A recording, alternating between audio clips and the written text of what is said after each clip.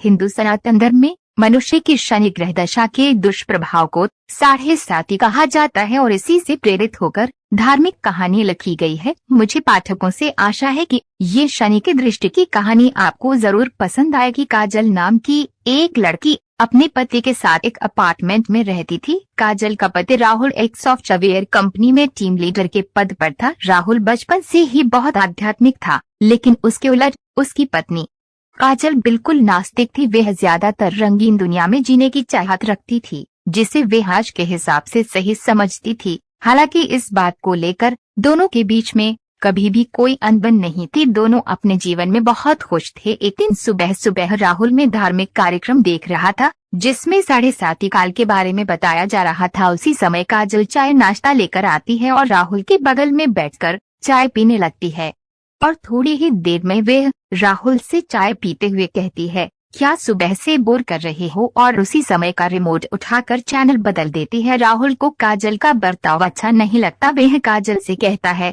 क्या तुम 7.5 की महादशा के बारे में कुछ जानती हो? जो तुमने उसे बकवास समझ लिया। धर्म की बातें समझने के लिए आस्था लगती है, लेकिन तुम तो बिल्कुल नास्तिक हो। लेकिन तुम्हें किसी और की भावनाओं को तकलीफ देने का हक नहीं है। काजल को राहुल की बात से ग्लानि महसूस होती है और वह राहुल से माफी मांगते हुए वही शनि भगवान का कार्यक्रम में दोबारा से लगा देती है। राहुल काजल को बहुत प्यार करता था। वह मुस्कुराते हुए कहता है, अरे कोई बात नहीं, चलो आज शनि मंदिर चलते हैं। वैसे काजल को मंदिर जाने में कोई दिलचस्पी नहीं है, लेकिन वह राहुल का दिल रखने के लिए मंदिर जाने को तैयार हो जाती है। दोनों एक साथ बाइक में मंदिर पहुंच जाते हैं। मंदिर के आसपास बहुत सी छोटी छोटी दुकानें लगी होती है। दुकानों में भक्त अपनी अपनी पसंद की चीजें खरीद रहे होते हैं। राहुल प्रसाद खरीद कर मंदिर की तरफ चलने लगता है। वही सीढ़ियों पर एक बाबा काले कपड़े पहने बैठे हुए थे। राहुल उनके कटोरे में कुछ पैसे डाल देता है और काजल के साथ मंदिर चला जाता है। मंदिर में शनि भगवान के दर्शन करने के बाद पुजारी से प्रसाद लेकर दोनों सीढ़ियों से नीचे उतरने लगते हैं और जैसे ही वे नीचे आते हैं, वही बाबा काजल को देखकर कहते हैं, बेटी अपना ध्यान रखना। काजल बाबा को प्रणाम करके राहुल के साथ घर आ जाती है। दरअसल बाबा बहुत तेजस्वी थे। उन्होंने काजल को देखते ही महसूस कर लिया था कि उनके ऊपर शनि की दृष्टि पड़ चुकी है और उसके जीवन में संकट के बादल घिर गए हैं। काजल के घर पहुंचते ही उसके सर में दर्द होने लगता है। काजल राहुल से कहती है, आप थोड़ा मेरे लिए चाय बना लीजिए, मेरे सर में बहुत दर्द है। राहुल काजल के लिए चाय बनाकर ले आता है। राहुल को ऑफिस जाना होता है, इसलिए वह तैयार होकर जल्दी निकल जाता है। काजल घर के काम खत्म करके दोपहर को सो जाती है। शाम को राहुल अपने ऑफिस से घर आता है। काजल तब तक सो ही रही होती है। राहुल काफी देर तक दरवाजा खटखटाता है, लेकिन काजल गहरी नींद में थी। उसे दरवाजे में किसी की आहट सुनाई नहीं दे रही थी। राहुल काजल को फोन लगाता है। फोन की घंटी सुनकर काजल अचानक नींद से जाग जाती है और जैसे उसे पता चलता है कि राहुल दरवाजे पर खड़ा है, वह जल्दी से जाकर दरवाजा खोलती है। राहुल काजल से प्यार से पूछता है, क्या कर रही थी? इतना टाइम क्यों लग गया? काजल आंख मीचते हुए कहती है, पता नहीं कैसे इतनी ज्यादा नींद लग गई कि आपकी आवाज सुनाई ही नहीं दी। राहुल अपना सामान रखकर बाथरूम में फ्रेश होने चला जाता है। उसी समय राहुल के मोबाइल में एक मैसेज आता है। काजल की नजर अचानक मोबाइल पर पड़ती है। उसमें दिल के निशान के साथ प्यार भरा संदेश दिखाई देता है। मैसेज संदेश देखते ही काजल के रोम रोम में आग लग जाती है, क्योंकि वह अपने पति से बहुत प्यार करती थी और यदि वे बेवफा निकले तो उसे बर्दाश्त नहीं होगा। काजल की आंखों से आंसू निकल आते हैं। उसी समय राहुल बाथरूम से बाहर निकल आता है। काजल तुरंत उसका फोन रख देती है और अपने आप को काबू में करके अपने कमरे में चली जाती है। वे यह सोच रही थी कि अगर राहुल उसे खुद इस मैसेज के बारे में बताएगा तो ठीक है, नहीं तो वे इसके बारे में कभी बात नहीं करेगी और उसकी जिंदगी से हट जाएगी। दोनों के प्यार को ग्रहण लग चुका था। 7.5 काल ने काजल को अपनी गिरफ्त में ले लिया था। काजल का स्वभाव बदलने लगा था। वह अपने पति पर शक करने लगती है, जिसके चलते उसके रिश्तों में दरार आ चुकी थी। कुछ दिनों के अंदर दोनों के बीच में झगड़े होने प्रारंभ हो जाते हैं। राहुल काजल को समझाने की बहुत कोशिश करता है, लेकिन काजल के दिमाग में वही मैसेज घूम रहा होता है। वह राहुल की किसी भी बात पर भरोसा नहीं कर पा रही थी। राहुल काजल को खुश करने के लिए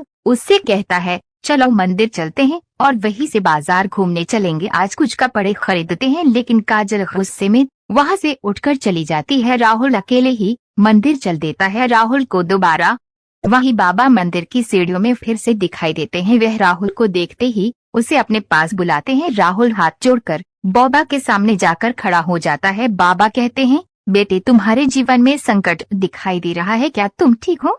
राहुल कई दिनों से काजल से परेशान था। वह बाबा के सामने बैठकर अपनी समस्या बताने लगता है। हालांकि बाबा काजल के 7.5 योग के बारे में पहले से परिचित थे, इसलिए वह राहुल को काजल के ऊपर आए हुए संकट के बारे में बता देते हैं और कष्ट से मुक्ति के लिए उपाय बताते हुए कहते हैं कि तुम्हारी पत्नी को शनि भगवान की विशेष पूजा करनी होगी, जिसके बाद वे यह सामान्य स्थिति में आ जाएगी। राहुल भगवान का दर्शन करने के बाद घर पहुंचते ही काजल से कहता है, आज मंदिर में वही बाबाजी मिले थे, उन्होंने बताया कि तुम्हारा 7.5 योग चल रहा है, इसलिए तुम्हारे जीवन में चिंता बनी रहती है।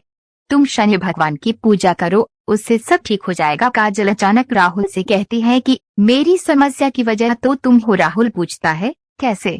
लेकिन काजल बात को यहाँ वहाँ घुमा देती है। राहुल काजल को इस बार जोर देते हुए कहता है कि हर शनिवार को तुम शनि भगवान की पूजा शुरू कर दो। लेकिन काजल राहुल को मना कर देती है और गुस्से में कहती है, तुम मुझे किसी काम के लिए मजबूर मत करो, मैं इन सब बातों पर विश्वास नहीं करती। राहुल को समझ में नहीं आ रहा था कि वह अपनी पत्नी को शनि के प्रकोप से कैसे बचाए। वे दोबारा मंदिर की तरफ जाता है और बाबा को ढूंढने लगता है, लेकिन बाबा वहां से जा चुके होते हैं और अब वे अगले हफ्ते यानी अगले शनिवार ही यहाँ आएंगे। राहुल के पास तब तक का वक्त नहीं था, क्योंकि वह समझ चुका था कि अगर यह सब ठीक नहीं हुआ तो काजल और उसका रिश्ता टूट जाएगा। वे काजल से बहुत प्यार करता था, वे उसके बिना जीने की कल्पना भी नहीं कर सकता था। राहुल मंदिर में पुजारी जी से बाबा के बारे में जानकारी लेता है, लेकिन पुजारी जी को बाबा के बारे में कुछ पता नहीं था। वे कहते हैं, बेटा मैं यहाँ सुबह से आता हूँ, लेकिन मैंने आज तक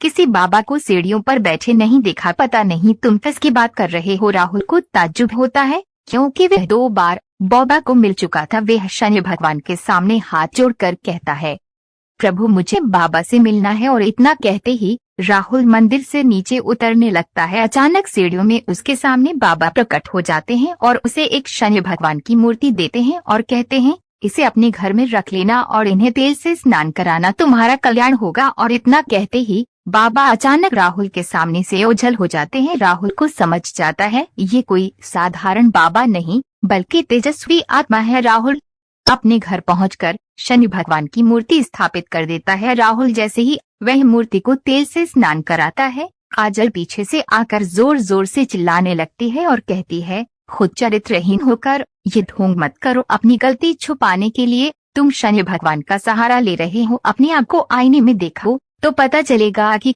तुम कितने घटिया इंसान हो। काजल की इतनी अभद्र बातें सुनते ही राहुल के पैरों तले जमीन खिसक जाती है। उसने उम्मीद भी नहीं की थी कि काजल उससे कभी इस लहजे से बात करेगी। राहुल शांत स्वभाव का था। वे काजल को शांत करते हुए पूछता है, क्या हुआ काजल, आराम से बात करो। काजल तुरंत उसका मोबाइल लाकर वही मैसेज उसके सामने रख देती है। राहुल काजल से पूछता है, यह क्या है?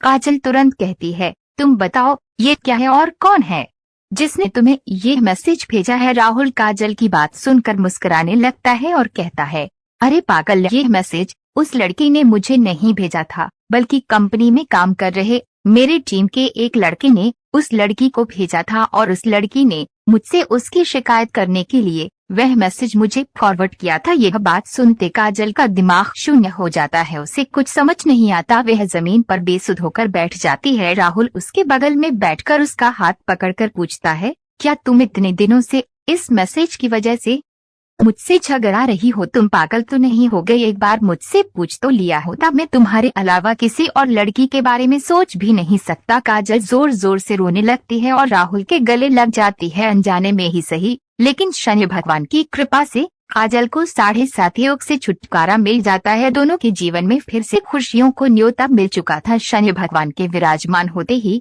दोनों के बीच झगड़े की वजह ही समाप्त हो चुकी थी और उनके जीवन में खुशियों ने फिर से दस्तक देना शुरू कर दिया था और दोनों के जीवन के कष्टों की समाप्ति के साथ ही धर्म की यह कथा समाप्त भी